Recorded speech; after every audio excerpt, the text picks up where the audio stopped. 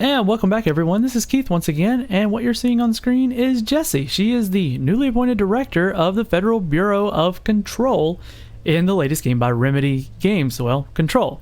So these guys are the ones behind Max Payne, Alan Wake, and Quantum Break, as well as a few others. But what we're looking at here today is the new Control game in the Remedy, what is this? The Northlight storytelling engine. So the idea here is they've developed their Northlight engine that they used in Quantum Break and incorporated DXR at a core level in order to give the game really good implementations. Let me make sure I don't get shot at again. Last time I came through here I got shot at pretty good. So this is pretty early on in the game, so no real spoilers here, but what we're looking at is the game running with DXR maxed out. So the game is at high settings with, excuse me, dead body, with ray traced reflections, ray traced opaque reflections, as well as the contact shadows. And what else we got here? We've got indirect diffuse, and there are some debris ray traced reflections. You can see the reflection in the polished wood there, so it's not a mirrored reflection, so that's kind of cool. I know a lot of people think these are, oh, it's just a mirrored reflection, but you see here there's color to the reflection, the tile here. Let's go over here to the window, and you can actually see through here. I think I busted that one out. But you can see here that you can actually see through the reflection. So they're translucent, I guess. They're opaque and transparent reflections.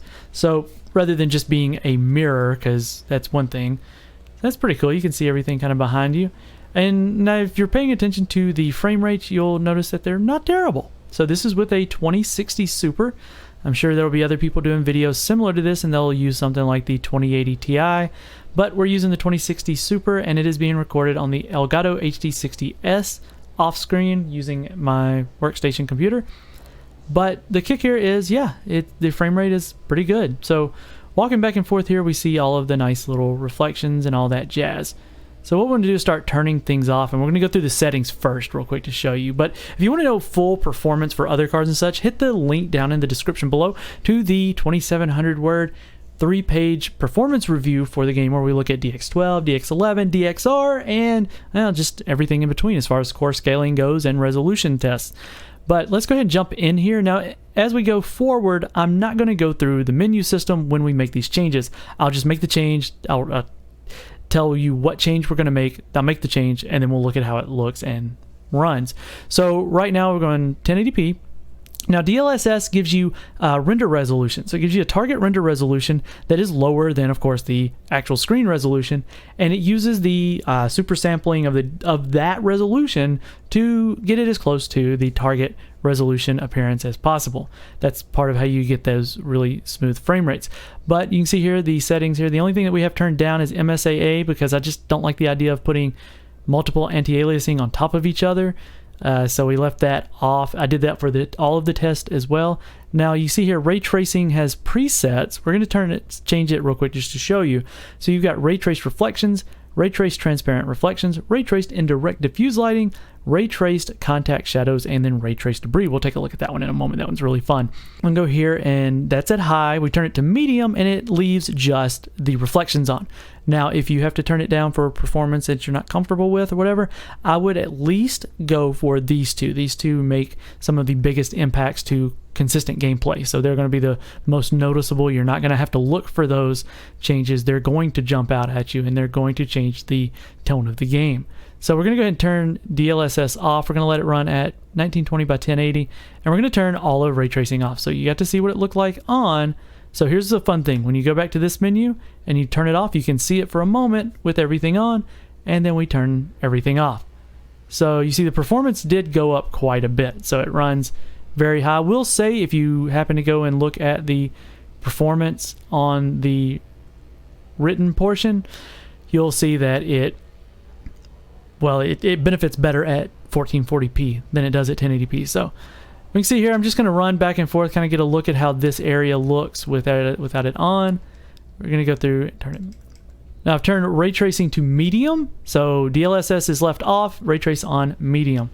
So there we go. It's just the reflections. You can see the reflections of you know, the individual blocks, the corners there. It's part of, like I said, this is part of the game. Can't really give away too much of it here. But you see here the performance is still over 60 FPS with just the reflections on. And like I said, the reflections are the most noticeable all around. Let's see. Boom. And notice there's no reflections from all of the debris. That does come in here in just a moment. So let's see here. Right about here, if you notice, like along these edges here, whenever I run the gun like along it, it kind of disappears there. And that's where the shadows are really going to come in. And if you notice around her head right there, you can see that artifacting right around it as well as the ground. So we're going to go ahead and turn, I said I was going to do this without going into the menus, but well, I'm still talking. So we're going to go ahead and turn that to high and go in here, and we're going to turn it back on, and you get that nice little artifact. But notice here, the artifact's gone. And it's smooth. It's part of the game. You don't really affect the game world. And that's one of those things, like as you're playing, becomes super noticeable. Now you notice the frame rate here has dipped quite a bit.